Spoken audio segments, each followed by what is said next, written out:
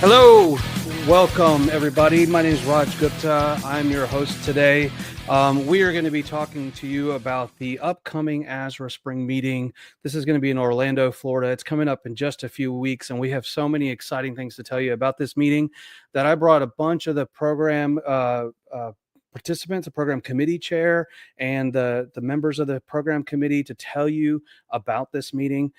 It's going to be a fantastic meeting. It's a special meeting for ASRA, and we'll talk about why it's special. And there's going to be fantastic content, people, experiences.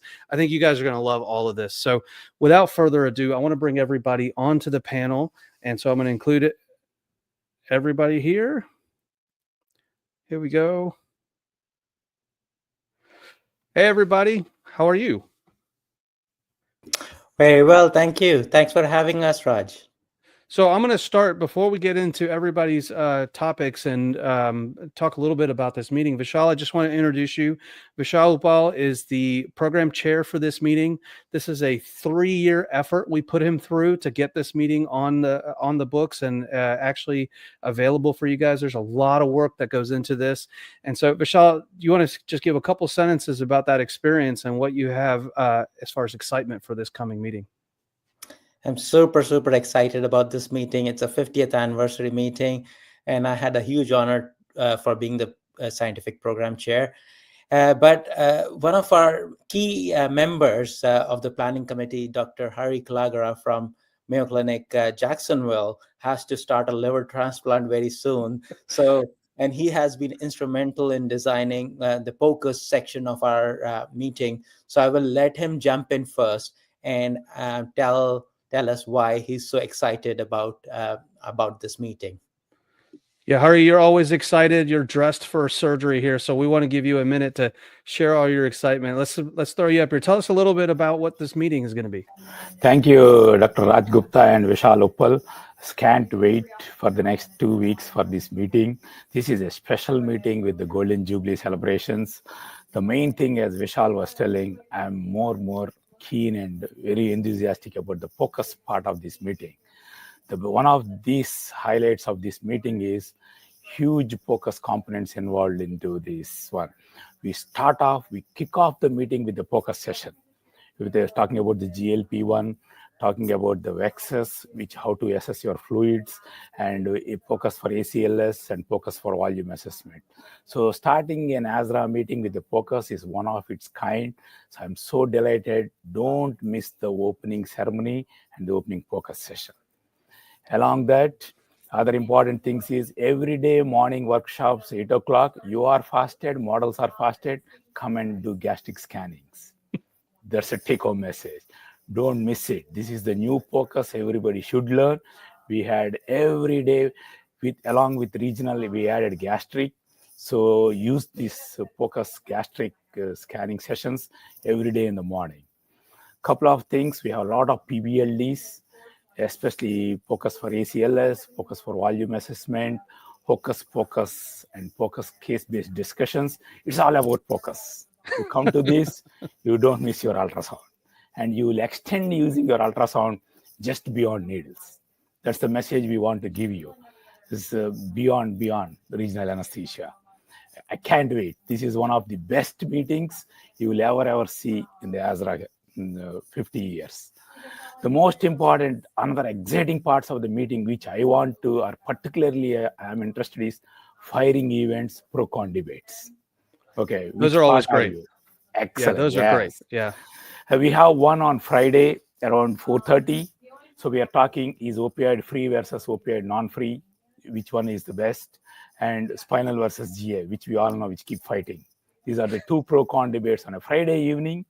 And coming to the biggest pro-con debate on Saturday, 4:30, is between the legends who have innovated ESPs, who have innovated neuroaxials, Dr. Carmarker, Dr. Jinchin, and Coppens. Don't miss these debates. And we recently released the ASRA guidelines on infectious complications, and you see the fire of this debate as well. Do you use a tegaderm or do you use a probe cover? Come on, listen to our experts. You can't miss these pro-con debates. Best people talking about this and everything. One other most important thing I want to tell, again on a Saturday, Around 1:45 after the awards, we have a live demo session along regional and focus all together. So don't miss this live scanning session to catch up again with all the experts. These are the most amazing sessions, which I can't even afford to lose a minute in this meeting. That's great, Hari. I mean, those pro-con debates are always exciting and fun. I think people lean into the fun part of it and really challenge each other about their perspective and usually poke fun at the individual speaker too, which really makes it entertaining. And this one, the one that you're talking about with Dr. Karmakar, Coppins, and Chin, I mean, that is an international pro-con debate, is about as far apart as you can get between Canada, Europe, and the Southeast Asia. I mean, this is all across the world. We're bringing this conversation. So that's going to be an exciting topic, and I think very relevant to a lot of people's practice. As far as the probe cover thing, I just wipe it on my shirt. Is that not good enough? I thought we were supposed to just wipe it on the shirt. Not at all. Okay. So we have a little bit better to do than that, huh? Okay. We'll work on it. I'm waiting to see what you have to tell me. So, and I'll stop using alcohol swabs to clean the skin, and I think we can do better than that. Better than that. This is only what I told was just a glimpse and maybe 20% of the program which I have told about. So please listen to the other speakers and Vishal to get the complete teaser of this meeting. Sorry, I'm leaving early. Thank you all. Thank you so much for being here, Hari. I know you have got to go to an important surgery, but your enthusiasm and excitement for point-of-care ultrasound is very evident, and I think everybody should enjoy that as well at the meeting. Thank you, Hari. Thank you. All right, Vishal, back to you. I'm going to take him off so we can chat and he can get busy with his surgeries. So Vishal, why don't you do a proper intro for this meeting? Because there is, Hari kind of hinted at it, which is the 50th anniversary. Why is that important? And let's talk about how that's impacting our community. Thanks, Raj. I have to say I cannot match the enthusiasm of Hari Kalagara.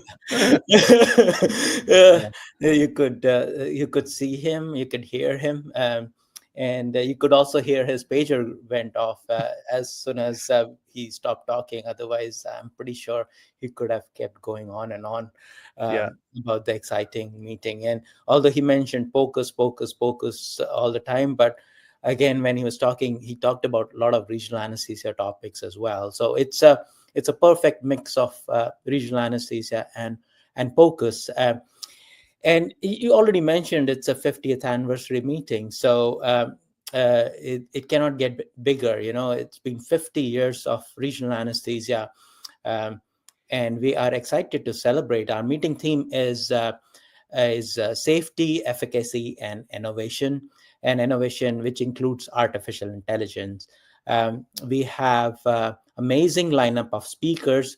We have Professor Anand Rao, who will be telling us how artificial intelligence will be changing healthcare. So that's one lecture I really feel everyone should attend. It's not worth missing. He is a total expert in artificial intelligence in healthcare, not just regional anesthesia or anesthesia. And then the second part, which excites me a lot, is it is the 50th anniversary. So we are going to have a gala party, a 50th anniversary party, wherein we'll have celebration events, which I'm going to keep it secret. You know, you have to attend those to know what they are, but we have a lot of them. You know, Raj, you are a part of that committee as well. Maybe if you want to disclose some of those social events, I will let you, but I want to really keep it secret so that everyone comes to that party, which is happening on Saturday night.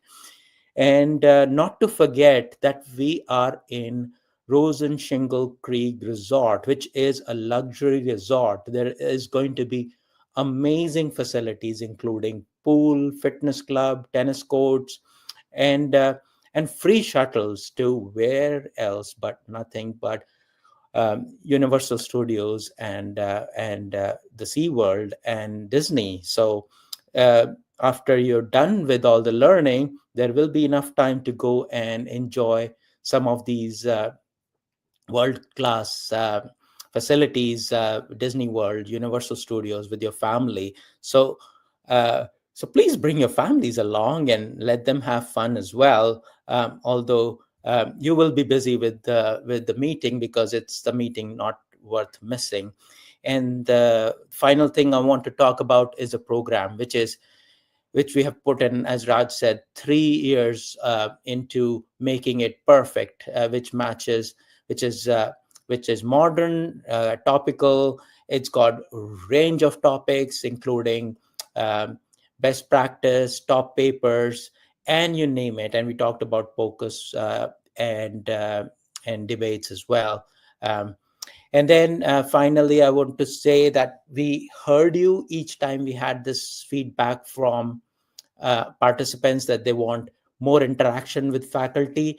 So this year we have more than 40 PBLD at very highly discounted rate, and they're almost sold out. So if you have not registered for them, please pick up, because in last week or so we added another 5 or 10 and because of the high demand for them.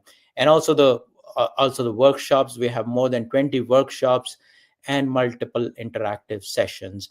I think I should stop talking right now, because I've spoken You enough. talked about your excitement wasn't going to match Hari's, but I think it's just coming out of you. So, I mean, I know you're excited about this meeting. We've talked many times about how much you're passionate about the content and everything that's been put together for this meeting. So I don't think you need to undermine your excitement. Your excitement is coming through quite clear.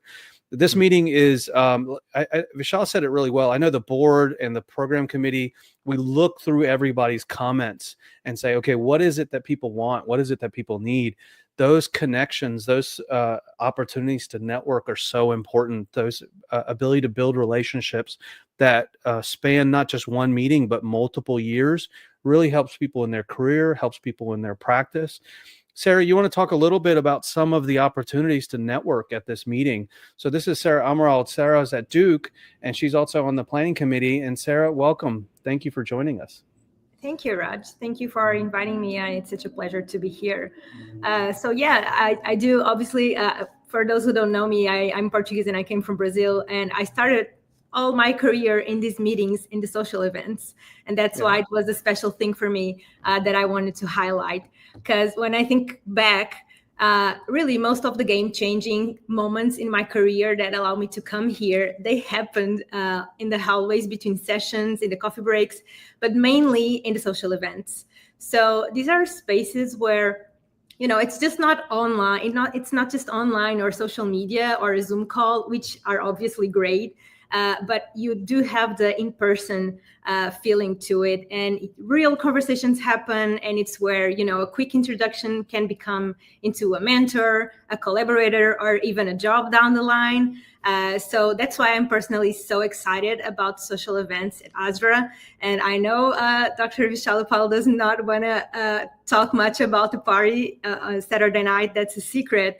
But there are other moments, other social events throughout the meeting. And I don't know if Dr. Vishal would like to share a bit more about what is planned for ASRA this year, keeping Saturday night a secret. Yeah, as usual, we have a fun run, which Raj was just showing you the photos of, and that's something which a lot of people enjoy early morning if you can wake up. I struggle to wake up in the morning. We have evening reception. You do get a T-shirt for that, though. You get one of our T-shirts. See, I'm wearing one right now. You get one of these T-shirts if you go to the fun run in the morning. Yeah, and we have the Thursday evening reception, where we have drinks reception, where we have fellow get-togethers, meet and greet, all those kind of routine events. But I do want to keep a lot of things on the Saturday night celebration, which is going to be huge, pretty secretive right now. You have to come to know what is going to happen there. I'll give you the short version for Saturday. Saturday is going to be food, fun, music, dancing, a lot of great people. It's usually the thing that we leave the meeting going, these are my people. These are my people. This is where I want to come back to. I know that when I finish just absorbing tons of content at these meetings, I'm sort of tired. I'm sort of overwhelmed with all the ideas that I have to take back to my institution. But that go to that Saturday night party and I just feel reinvigorated. I feel like, okay, these are the people that I can call on because I have this bond with them that's professional and personal. I can call on them for any number of things to help me as I'm going through those challenges for the next year. So show up at the Saturday meeting, show up to the other networking opportunities. That's how you build these relationships and bonds, solidify them, and then also allow you to kind of use these people as part of your network of learners and information, clinical practice professionals, and all kinds of research and academic professionals as well. For those of you who are in academic medicine, guess what? You have to get letters of recommendation. These networking opportunities are a great way to develop the relationships that allow you to get the letters of recommendations. I've written a lot of letters for people because of the relationships I've built through these networking opportunities.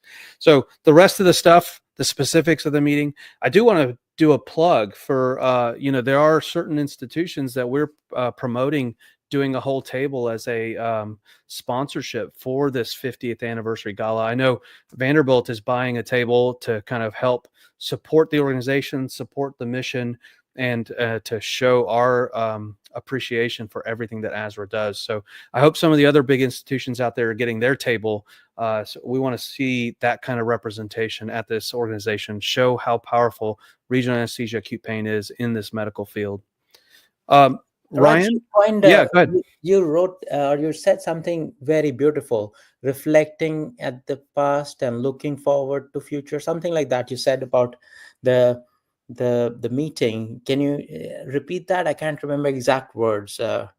Yeah, I mean, I think that the 50th anniversary is about, it's a look back, right? So we had our 100th anniversary. It's a different type of anniversary a couple of years ago.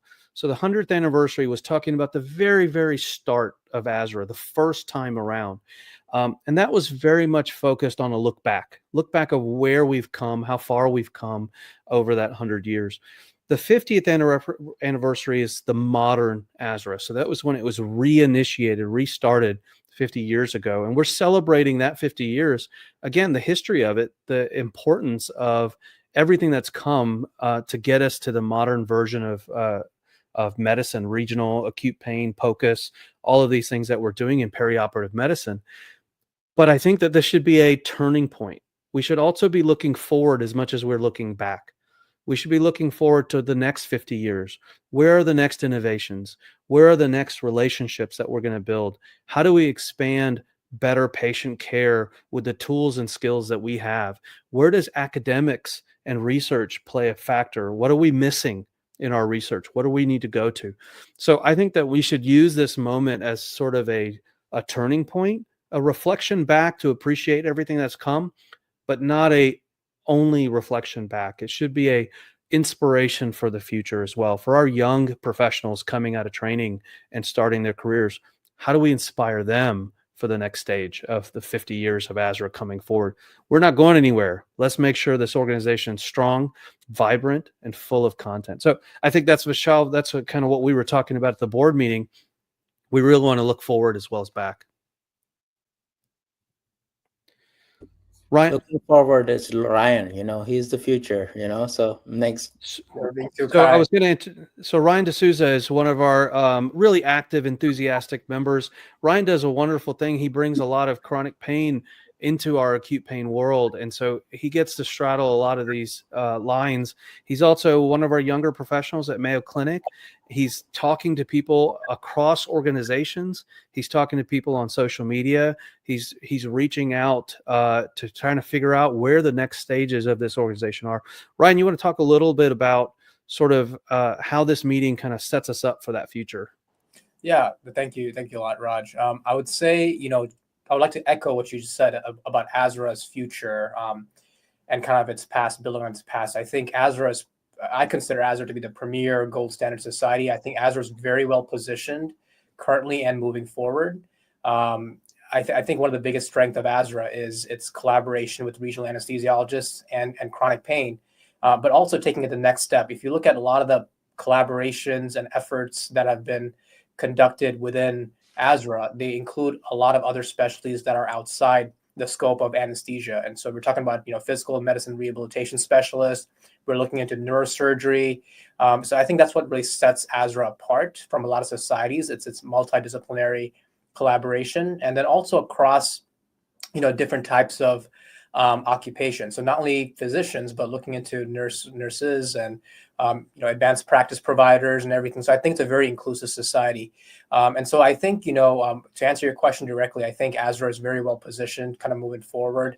And I think, even though they have separate meetings and, spring devoted to acute and fall devoted to chronic, I'm very excited to be part of the acute pain meeting. And I've seen, even when I attended the fall meeting, there was a lot of regional anesthesiology talks there as well. And so I think it's a big strength of ASRA kind of moving forward. And again, just to kind of reiterate what you said, that it's very well positioned for the future. One of the things, Ryan, that we had discussed over email was talking about the importance of guidelines. And one of the ASRA really leans into the importance of guidelines in medicine to provide the clinicians the tools to kind of practice the best care that we know how to, and then refreshing those periodically. You want to talk a little bit about the importance of guidelines? Yeah, absolutely. As you just stated, guidelines, especially those created by experts, that's evidence-based and non-biased, I think go a long way. I would say ASRA has always been kind of the forefront of guidelines. We kind of live in an age right now, I can say, especially for chronic pain, sometimes there's an excess of guidelines, but asking important questions where there are unmet needs or there are gaps in the evidence, I think are very crucial. And so I think ASRA has done an excellent job, especially recently. The first infection control guidelines were recently published, anticoagulation guidelines, the next iteration version was recently published. And one of the, I think, things that sets ASRA apart in their conferences is they always kind of have these sessions devoted towards guidelines. And it's a great opportunity to meet the experts directly, get to ask, kind of pick their brains in terms of where the thought process occurred. And then, Hari kind of alluded to this earlier. There's a little bit of debates between the infection control guidelines and stuff. So I'm looking forward to that, especially. Get to pick the brains of the experts and kind of get a glimpse into it. But kind of going back to, what I was saying earlier, there's an excess of guidelines sometimes. I think ASRA chooses the right guideline at the right time. And then also, I think ASRA's always been in the forefront of leading multi-society guidelines. So oftentimes ASRA will involve other societies, and that improves cross collaboration, and then helps deliver the message a little bit more strongly when it's kind of coherent and conducted together amongst all societies. Yeah, we have this pain collaborative that's really building upon that multi-society effort to make sure that when we send a message out to clinicians, they can have confidence that it's coming from a vast array of experts, not just one society that may have a vested interest in a perspective, but rather the whole gambit of the profession, so that they can have confidence when they follow those guidelines. You mentioned something really important, was the ongoing debate about guidelines. People think that guidelines are fixed entities. They're not. They're living documents, right? These are refreshed periodically because they are living documents, and they are debated. And the people that are writing those guidelines have to make a decision, have to make a statement as best as they are able to give people some path forward. But those evolve. As new literature comes out, new science comes out, new debate occurs, the next iteration of those guidelines may adapt and accommodate for those new conversations. And I know personally the anticoagulation guideline, which is on its 5th version for regional anesthesia, has a lot of adaptations that have come from the debate between the 4th guideline and the 5th guideline. So that is taking that into account, along with a lot of new medications and other things that we're taking into account. A little side plug before I move on to the next topic here. For those of you who may have noticed, the ASRA Coags app disappeared from the App Store. That was intentional because it had old information. We redesigned the entire app. There's a whole new code, a whole new app. I've been working on it for over a year now. In some iteration in the last few months, we've been kind of running on full steam trying to get it to work. There are some glitches that have slowed down the publication. We wanted to publish it at the same time that the new regional anesthesia guidelines came out. It didn't happen. And so we're trying to get it out before this spring meeting. We're on the last literal 2 lines of code trying to make this work, but it incorporates all the new guidance from the regional anesthesia 5th edition, still has the 2nd edition of the chronic pain interventional guidelines, a new look, a new feel, Android, iOS compatible. I think you guys will appreciate the new version. Just look out for it, share the message. There's a lot of people that use this. So that is coming out hopefully by the spring meeting, but we will be talking about the new guidelines at the spring meeting as well. Vishal, before we kind of wrap this up, I want to make sure there's so many things we could talk about the meeting. I do want to highlight, is there, or actually I was going to jump to Sara first. I know there was one other topic I want to talk to Sara about, the Ask Me Anything workshops.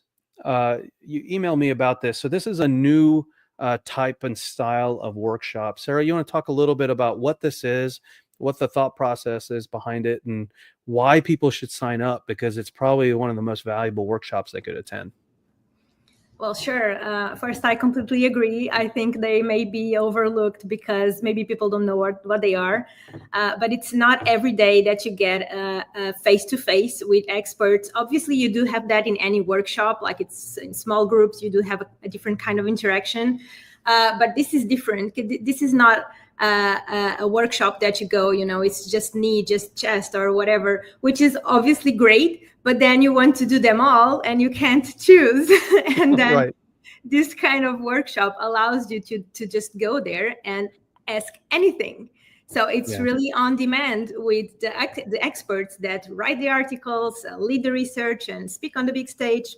You get to be on a very close environment, like in any workshop, but you can ask them anything, obviously regional or focus related, but it's just such a unique opportunity that you can go and ask for something specific that you would like to learn. Or if you really want to learn 2 or 3 things that are completely non-related, that you cannot learn on another workshop that is specific for something, you can go there and just ask whatever. And the other people are also asking random things. So it's such a variety of knowledge that you can achieve in a short period of time. So I think they are priceless. I think this is like a very hidden gem in the program that maybe people don't know about. And it's usually one of my favorite kind of workshops. Just go there and ask whatever random things that I'm thinking, and you get the opportunity to learn so much. So if you, by any chance, still have any free time on your calendar, these are really workshops that you can't miss. You can just go there and learn whatever you want to learn in that moment. And that's very unique.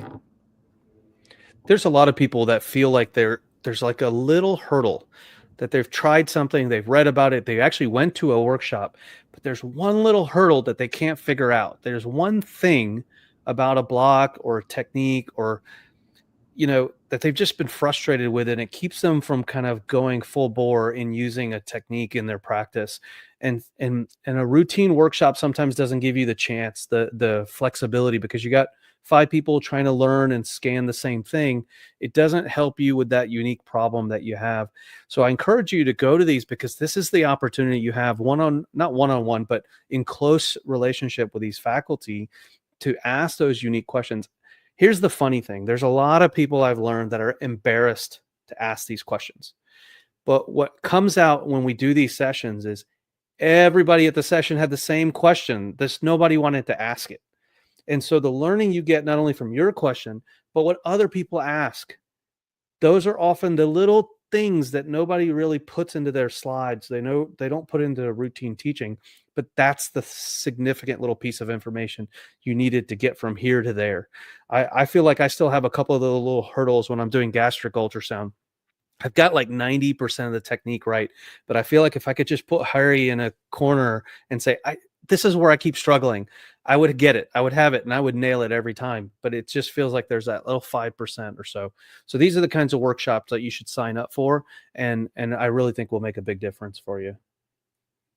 I have to agree. The Ask the Expert workshop is probably my most favorite one, and also because the faculty which we actually allocate to these workshops are the faculties which are the best faculty, which can teach you anything. So those are the best faculty. And on top of that, I just wanted to make a point about a newer workshop we had this year. We added a workshop on transplant regional anesthesia, the newer blocks like EOI blocks coming, which people want to learn. But in general, like even the blocks which you do, sometimes you go to these workshops and you learn slightly different way of doing. And then just exactly what you were saying, I always struggled with this part, and people tell you, oh, do it this way, and it works, and it does work. So those are priceless, those tips you can't get anywhere else. Yeah, I remember someone taught me years ago. I was struggling doing popliteal sciatic nerve blocks early in my career, and someone goes, "Oh, if you just tilt it 5 degrees this way." I was like, "Well, there's the nerve. It's there every time. I just was tilting 5 degrees wrong. That's all it took." And again, it's not in the textbook exactly like that. It's not always obvious. One other thing I did want to talk about, Ryan. You're probably a great person to speak to about this. Is about the program director's meet and greet.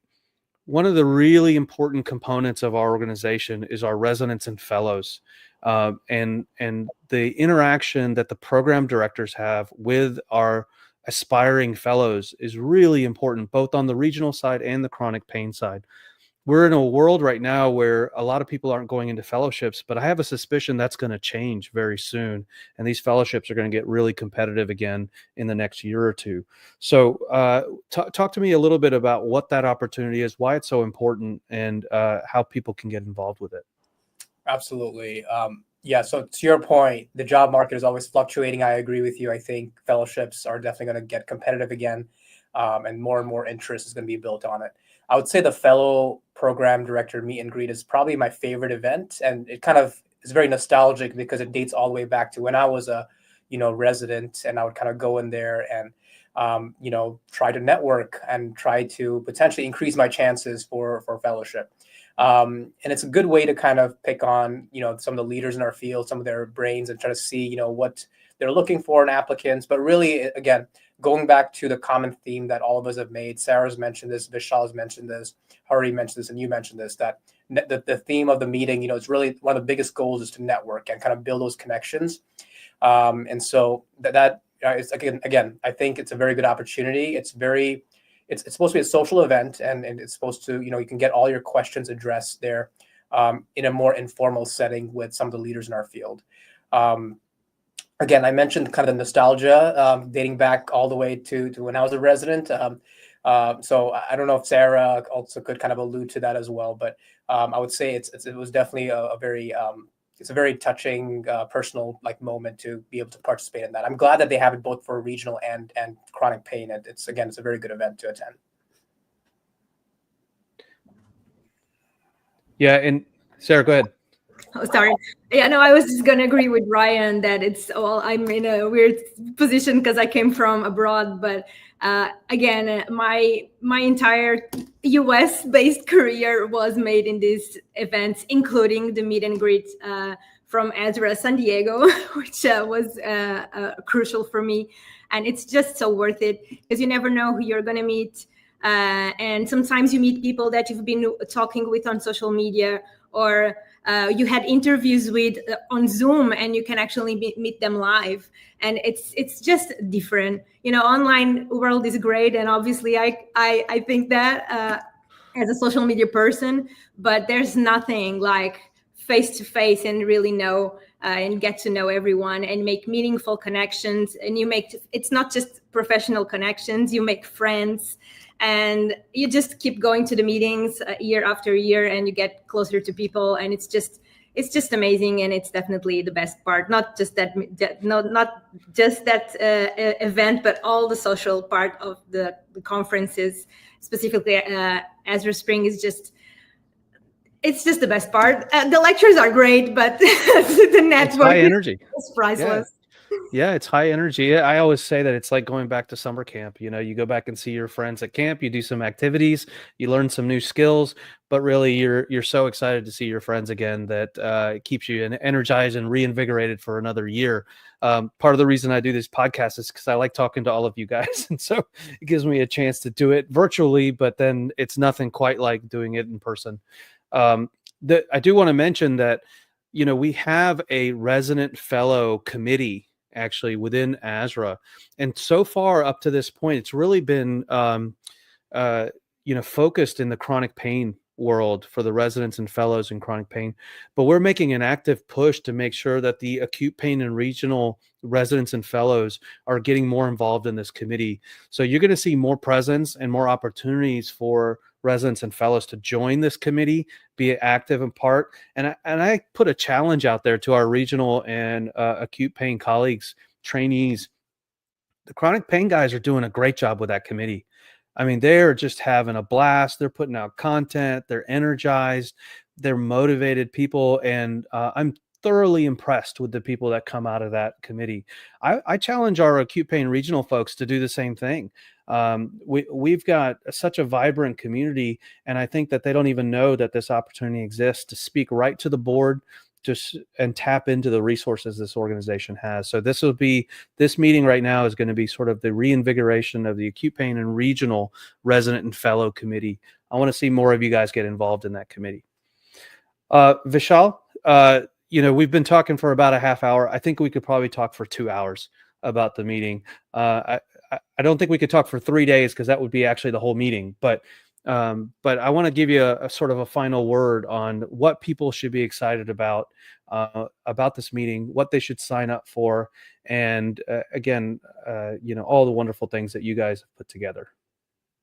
That's a really hard question, actually. There is so much in this meeting, everything is worth signing up for, like starting from 50th anniversary, celebration, the program, the workshops, PBLDs, and not to mention all these poster sessions and exhibition. Like we have one of the most enthusiastic response from the sponsors. So you'll see some of those most innovative, newer techniques and equipment which are being shown by some of the exhibitors there. So and they are coming all the way so that you can experience their newer technology. And we'll have lots and lots of poster sessions where you can actually participate. We had a record number of submission, and not to forget the flash mob, which always happens at the ASRA meetings.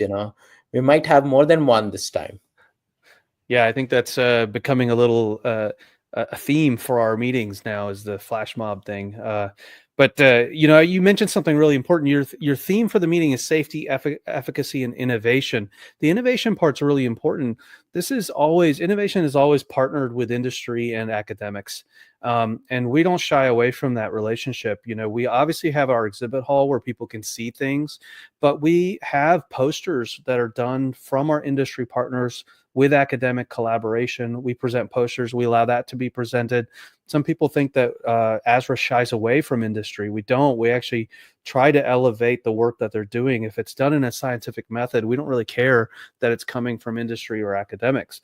And we actually are going to have a special session where our industry partners, as a non-CME event, our industry partners can actually tell you the story about their products, tell you the story about what the purpose of that innovation and that new product, that new technique, the new pharmaceutical, the new thing that they're bringing to market, where that came from, what's purpose. It's when we did it at the fall meeting, that was a standing room only session. I mean, there was so many people at the fall meeting at this industry session that we had to keep the doors open because people were sticking out into the hallways.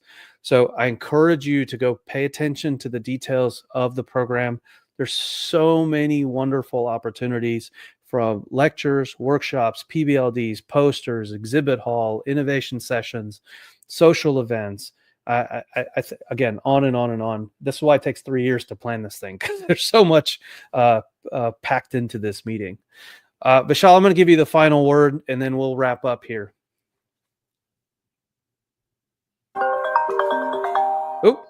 I guess Sorry. his final word is he's going to get called.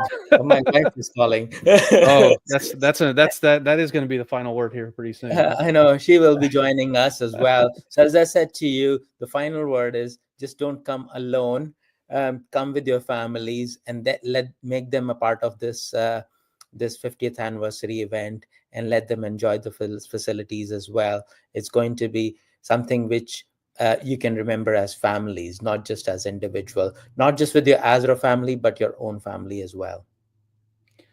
Thank you so much, Vishal, Ryan, Sarah, Hari, who I know is deep into an operation right now. But I want to thank you guys all for coming and talking about this, for putting this meeting together. We're really excited about it. For those of you listening, come say hi to us. We're all going to be at the meeting. Find us in the hallway. Find us in an exhibit hall, anywhere you want to. Come say hi to us. That makes our day. That's the part that we enjoy the most. So come say hi to us. Can't wait to see you at this meeting. Go to ASRA.com and here's the / I'm going to show you one more time. ASRA.com/RAAPM to find all the details about the meeting. Can't wait to see you there. Share the hashtags. And with that, we will wrap up. Thank you guys. Thanks for being here. Raj.